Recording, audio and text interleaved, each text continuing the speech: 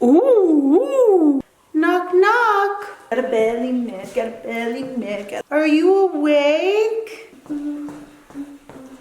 Hi, baby girl. Ooh. Ah. Ooh. That's it. I'm not going.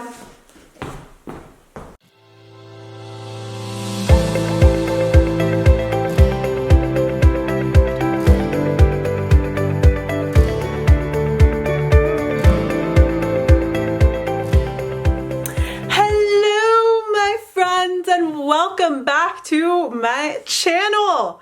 This is going to be pregnancy edition. Also accompanied by a little girl in there. I got a belly. Okay, so this video is going to be discussing three very important points, especially for those who are wanting to get pregnant in the future, who are currently expecting, just found out you're pregnant, or just some information that you can have for yourself for future, or maybe for somebody else.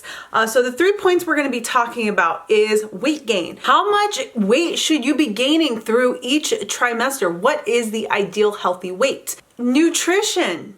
How much should you be eating? What should you be eating? And good old pregnancy symptoms. So morning sickness, nausea, vomiting, food aversions, heartburn. So all of these things we experience that can actually potentially prevent us from actually eating well or eating enough. So this can be for really anybody, and kind of help, just use it as a guide and have some tools for you.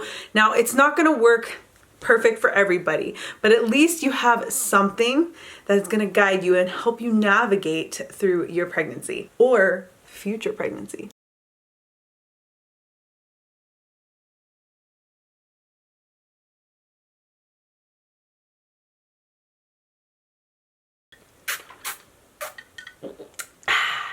Pregnancy symptoms: morning sickness, nausea, vomiting, heartburn, all of the wonderful things we get to experience, especially through first trimester.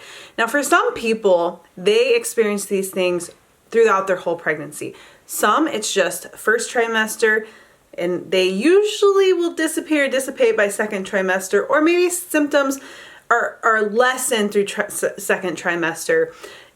It's each to own. Everybody's different, and their hormones, their genetic makeup, and how they are going to respond with pregnancy. So morning sickness, nausea, vomiting, actually 85% of pregnant women experience this. Now, I actually was not in that 85%.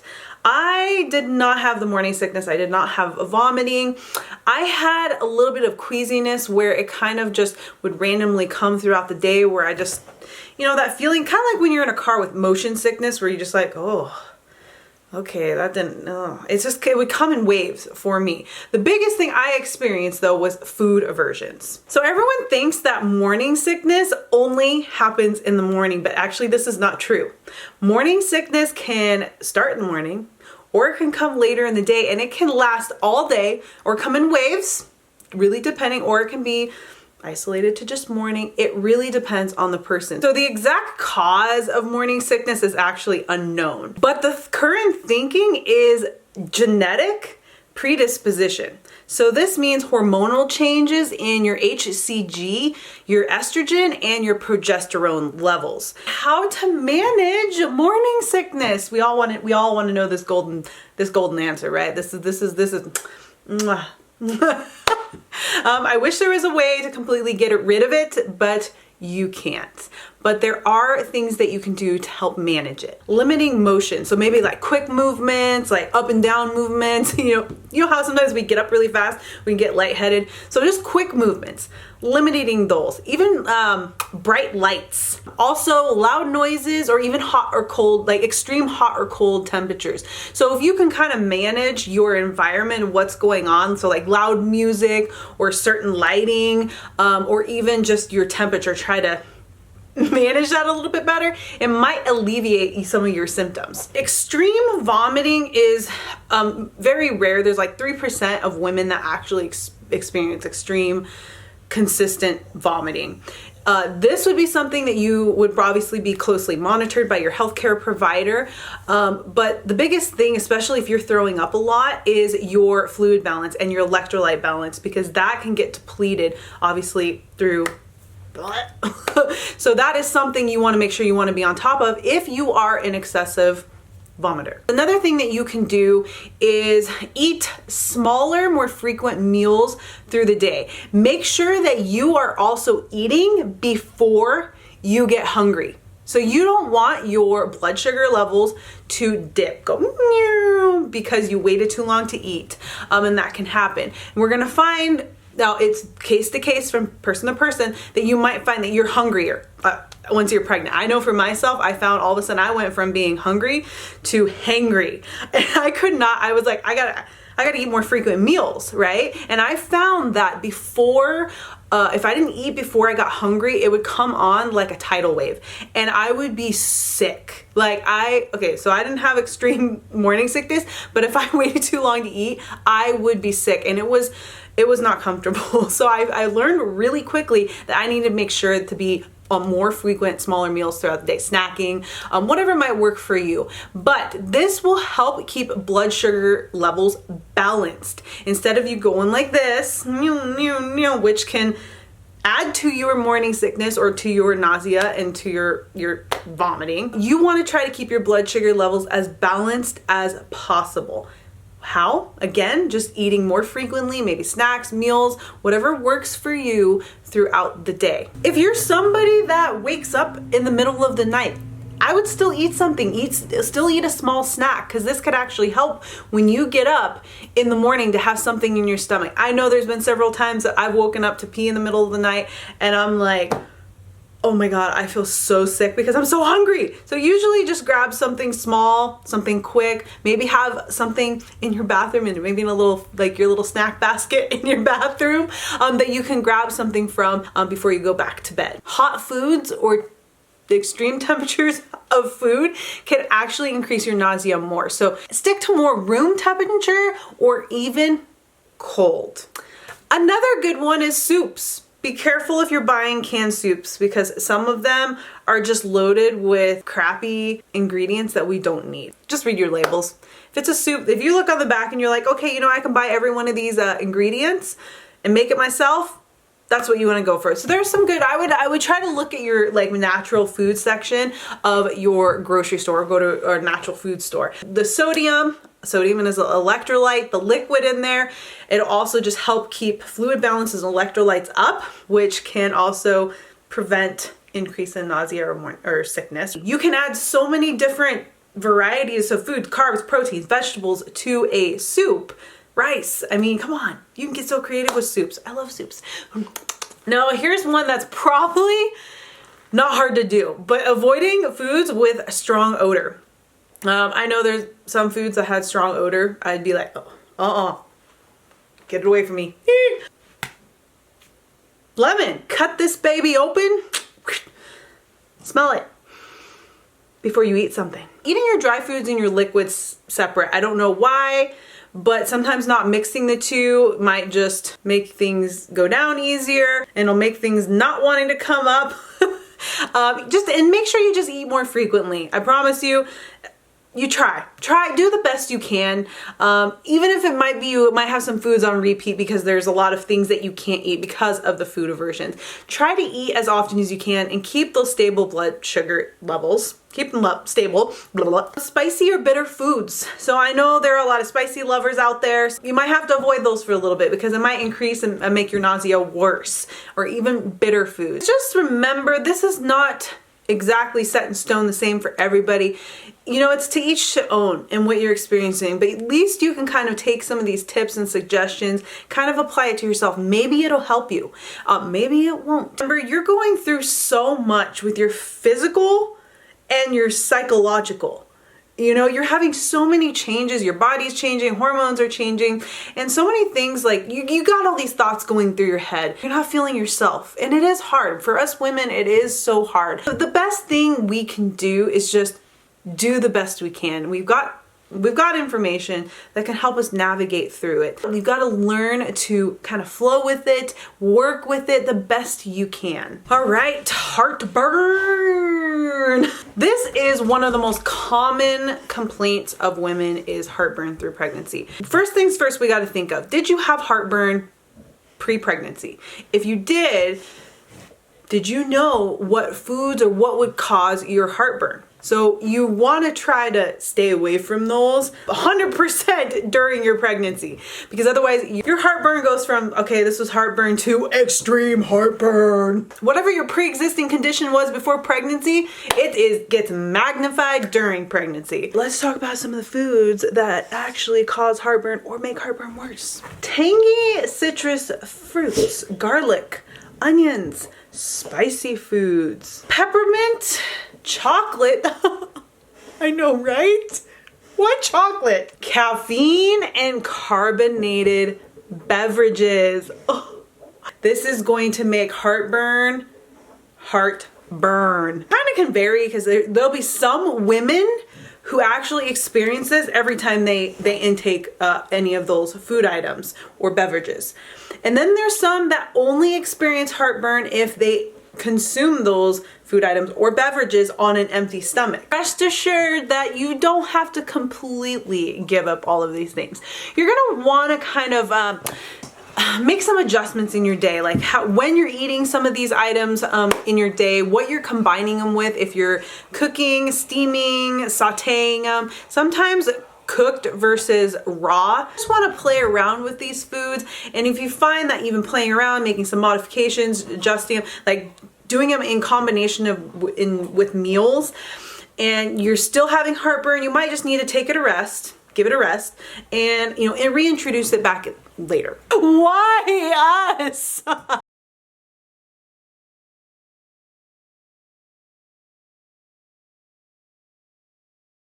So we hear it all the time.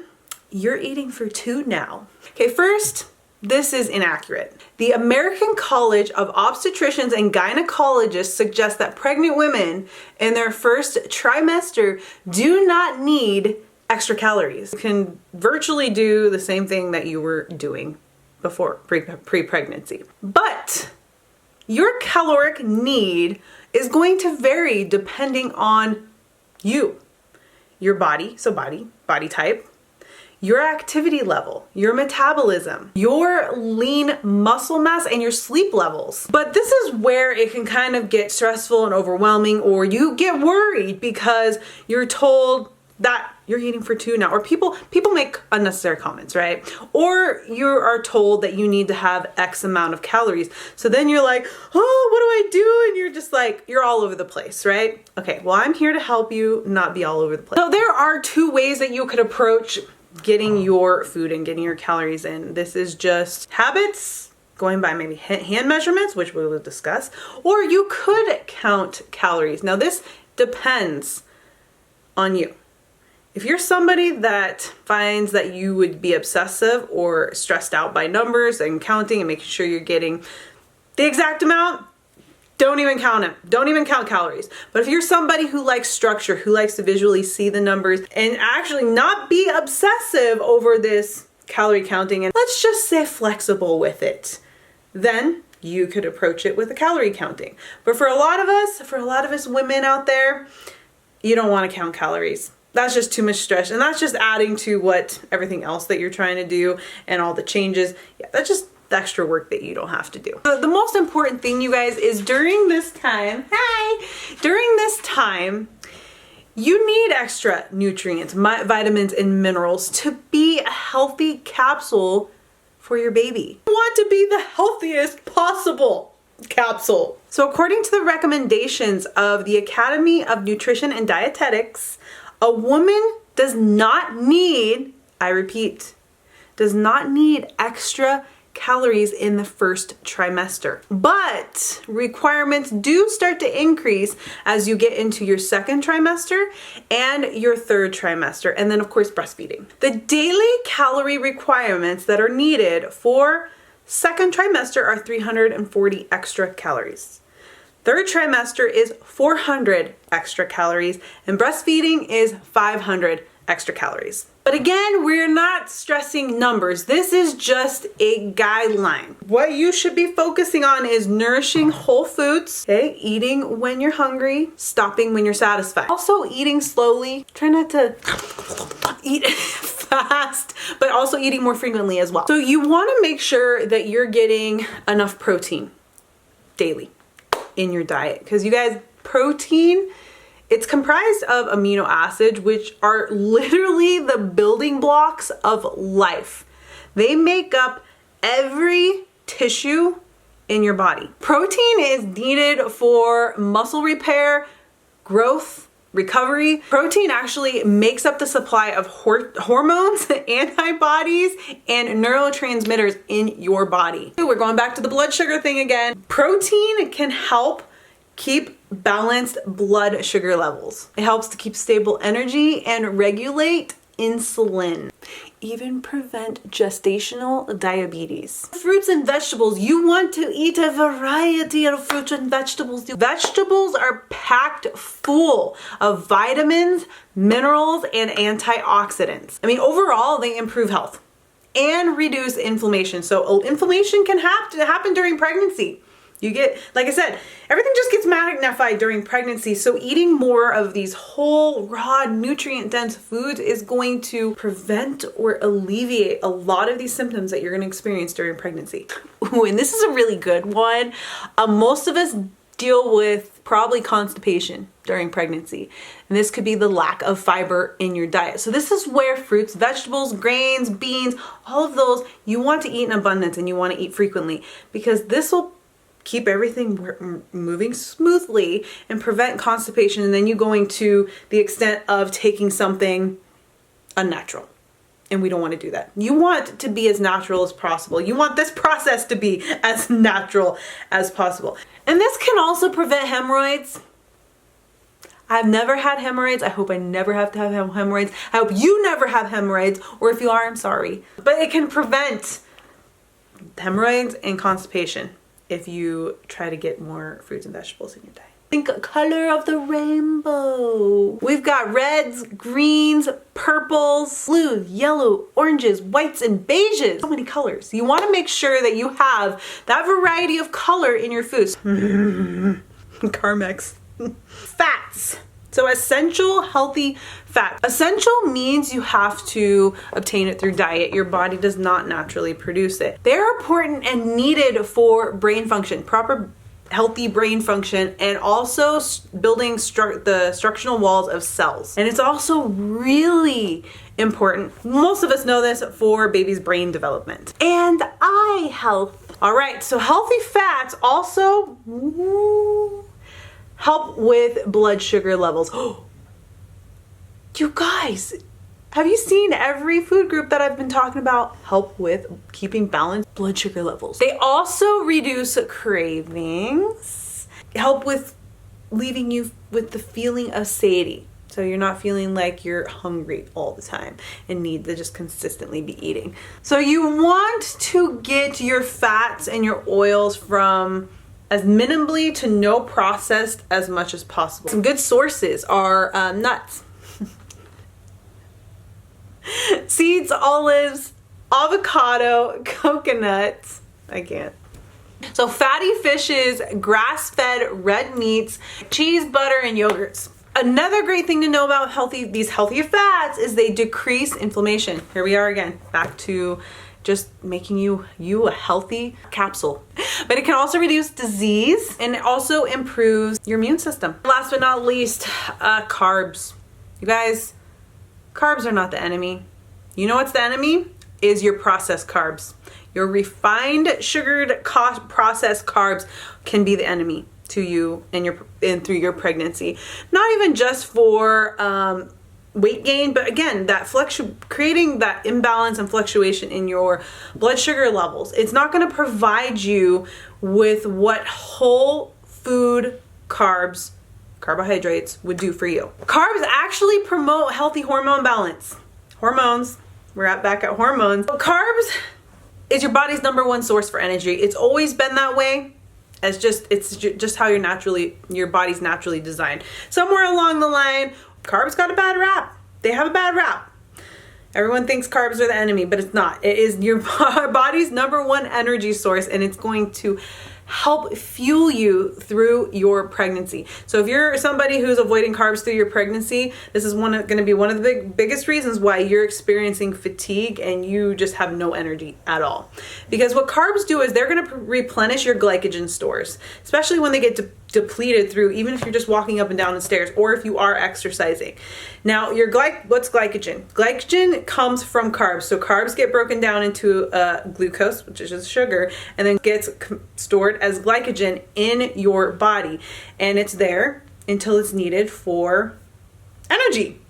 When you do something, any form of activity. What are the good carbs to eat? Typically, you want to stay away from white grain-based carbohydrates like white breads, pastas. They are less nutritionally dense. So you want to avoid things that are heavily processed and refined. So if you can find a carb that is whole grain, that is the what you should be looking for, is whole grain. And you can, there's a lot of options nowadays that are more whole grain. That's what you want to go for when you are eating your carbs, especially when it comes to breads and pastas. Some things that you can look for is brown rice, oatmeal, teff, quinoa, amaranth, and oat bran. These ones are actually a great source of B vitamins. We talked about B vitamins before that can help alleviate nausea symptoms. And fiber. Helps you go poo! Then we go to more starchy carbs, which could be potatoes, sweet potatoes, root vegetables, and squashes. So to kind of sum up food, you can see how all of these whole food sources and getting a variety of them have so many benefits for you and baby, not in just in your symptoms in general. When you do it for yourself, you're going to actually notice a huge difference in your energy levels, in just the symptoms. They probably won't completely get rid of them, but it's going to probably alleviate them quite a bit. And then you're just going to be healthy overall. You will find that you're going to have a better pregnancy than if you weren't eating, or if you're eating a lot of processed refined foods.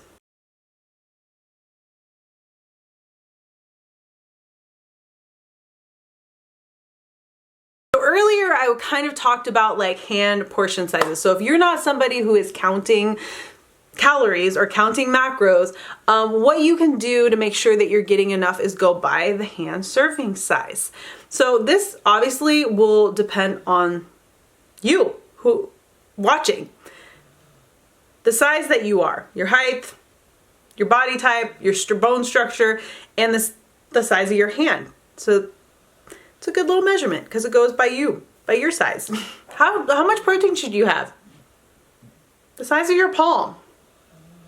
Size and thickness of your palm is how much protein that you should have. Vegetables. The size and thickness of your fist. Carbs. Cupped hand. The size of your cupped hand and the depth of your cupped hand. And also, fat. Size of your thumb and the thickness of your thumb. The protein, carbs, fats, vegetables, fruits, all of that. How does it fit in? How do you create a meal? What you want to focus on is you want a portion of protein with each meal. It doesn't have to be the full palm size. It could be half, depending on how often you're eating, but you want a portion. Now, that's the first thing you should do is choose your protein source first before you put your meal together. You want to build off that protein source. Next, you want at least 5 servings of fruits and vegetables a day. So in this case, buying your vegetables pre-cut, pre-chopped, maybe pre-frozen, fresh is better, but in some cases, having it kind of prepared for you will help you get your fruits and vegetables in for the most part. If you're somebody like me, I like everything fresh as possible, so I typically will buy everything fresh. A lot of times I'll cut it all up and then store it in the fridge so it's already ready in the cooking size pieces. But for the most part, some of us, we didn't, maybe don't have the time. Maybe we're working, maybe we have other children, or maybe we're just really learning these, to build these good, healthy habits with our nutrition. So those are some things you can do, but you want to at least have 5 servings of fruit and vegetables a day. It doesn't mean you could need to have it 5 separate times. You could combine two of the servings together, or you can split it up. You can get variety, have a variety of different vegetables at one meal. So it's just going to be a little trial and error and kind of playing around, trying things that work and that don't work. But at least you know, have an idea of how much you should be having daily. Then fats, we should have, you already know it, we should have a portion of fat at every meal as well. This could be you're cooking with oils, you're using avocado, maybe you're doing coconuts, you're doing nuts, seeds. There's so many things that you can obviously add to meals to easily get fat in. Fat is not a hard thing to fit in because it can virtually almost go with anything, and we like fats. And even whole eggs, the yolk is a fat source. So I personally am obsessed right now with an egg sandwich every morning. So I do my whole grain bread with 2 fried eggs. Your carbs, you should have a portion of carbs at every meal. So you have that, you know that you need that cupped. Now, typically for me, it's really easy to get carbs in, and I feel like half the time it's not enough, so sometimes I get more. But for a lot of you, just starting with that cup and doing it at every meal. But the problem is most people, most women, you guys are choosing highly processed and refined carbs, which again poses a problem. It's gonna make you feel hungrier, it make you lose your appetite to the whole nutrient dense food sources. So then you're gonna want less of those, and then you're gonna be eating more of this sugar stuff. You know how they always say, you know, don't eat your sweets before dinner because you will spoil your dinner? That goes true with everything, all these meals that we're talking about. So if you're eating these highly refined sugary foods or carbs, it's going to make you lose your appetite and you're not going to eat as well. Meal timing and frequency. All right, you guys, I'm going to stress this, and I can't stress it out enough. There is no set rule, set time, set in stone of how often or how much you should be eating. This is going to be highly based off you. Some women, every couple hours, every hour, every 3 to 4 hours, it really just depends. You need to listen to your body. So you need to listen to your body and kind of go off that. Some women will do 3 to 4 meals a day with maybe a snack in between. Some do 6, some do 8, but they're smaller meals and with snacks. I typically do like 3 large meals with tons of snacks in between, just with my schedule and my timing. How much should I be eating? Again, you're gonna have to base it off how you feel, how hungry you are, because your body, if you're listening to your body, intuitively listen to your body, you're gonna know when you should be eating and when you should be not eating, like stopping when you're full, right? And I know for myself, what I have kind of been doing is I already knew I had a pretty good structured meal plan diet beforehand. So I've been slowly increasing my intake just by little each week since I first got pregnant. So I'm eating even way more now than I was at the beginning of my pregnancy, so pre-pregnancy. So that's a good way to track it, or even for those of it that you are planning on a pregnancy, you can kind of like build these habits, kind of know what you're doing, and kind of build a structure and, you know, understand you and your habits in your body beforehand.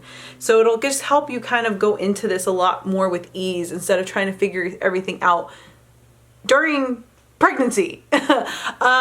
So, and as far as increasing, again, like I said, you can just go by the hand serving size. You would just obviously try to increase little by little, or even, you know, add in an extra meal each day from what you were doing before until you kind of build that up, right? Or you can count calories, you can count the macros, you can do it that way. But again, you don't want it to become a stressful, obsessive thing, because if you think it is, just stay away from it. Go by your hand serving size. You choose what's best for you. As long as you're eating frequently, you're eating well-rounded, nutrient-dense meals, try the 3 meals a day with some snacks, or try 6 smaller meals a day with maybe some snacks.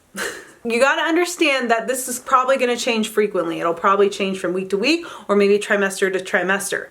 So you're just going to have to kind of flow with it, work with it. And if it changes, don't freak out. You're not doomed. You just got to try a different approach.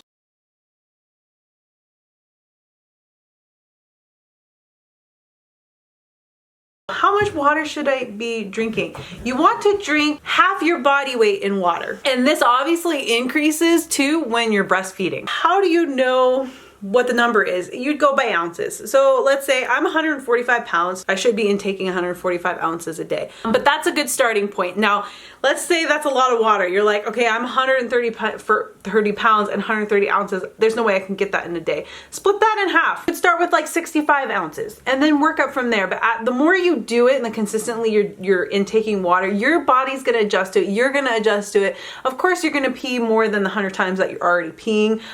But staying hydrated is so important, and it helps with so many other functions and processes in your body, as well as electrolyte balance.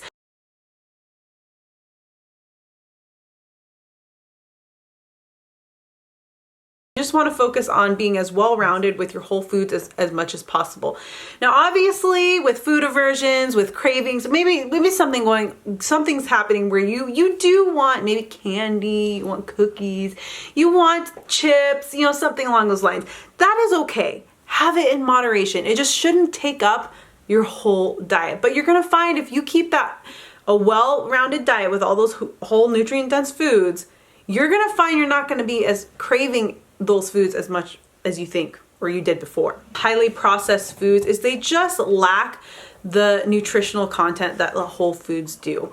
Even if the marketing and branding, and it's so deceiving. It might say high in fiber or high in this or low in this, but you guys, when you're eating that product, it's still, the nutritional value is still on it, because it goes through a process to get to you in this form, in this package, in this box, or whatever it is.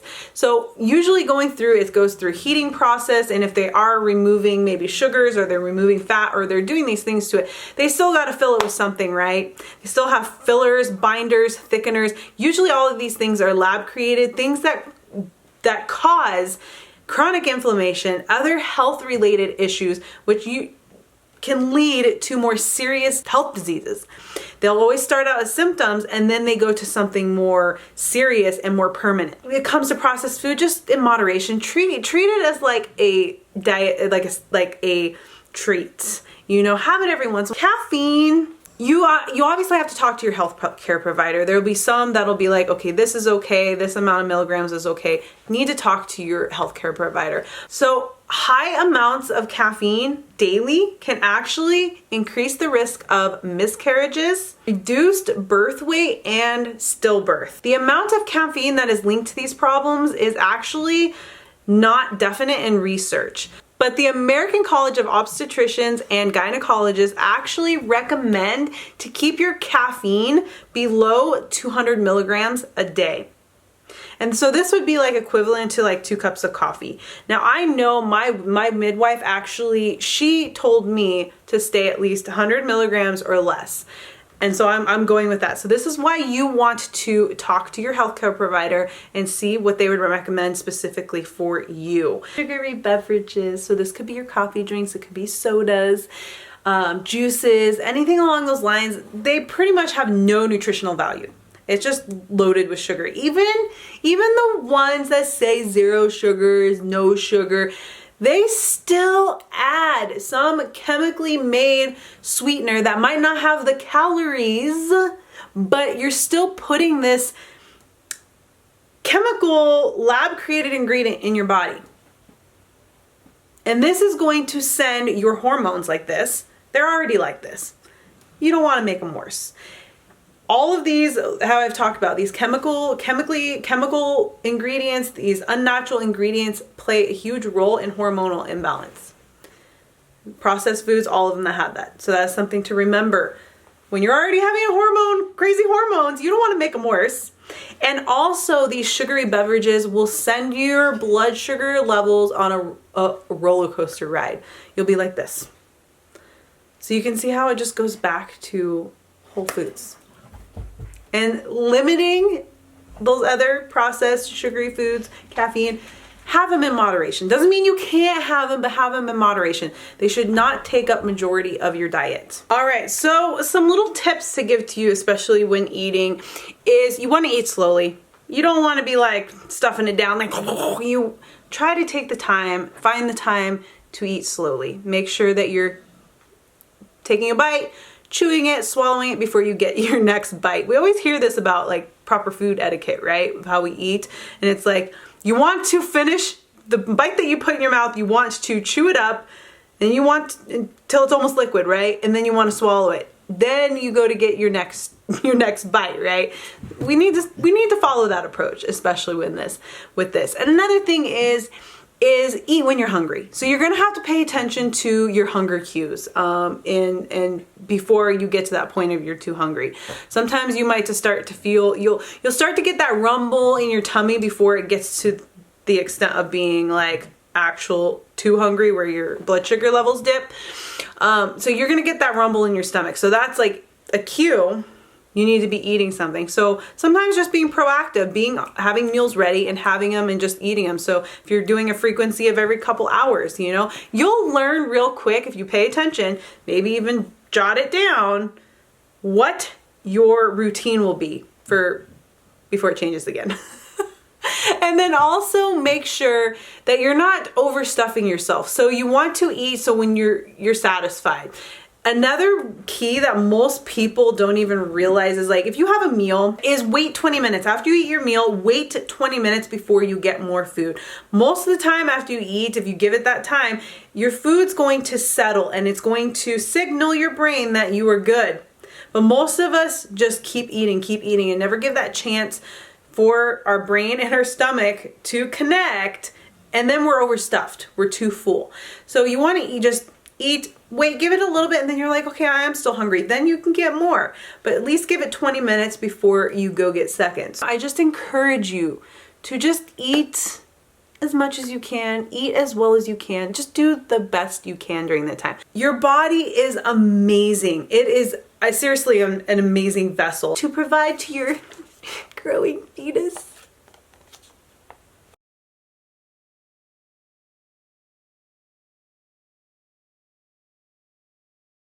All right, guys, last but not least, weight gain.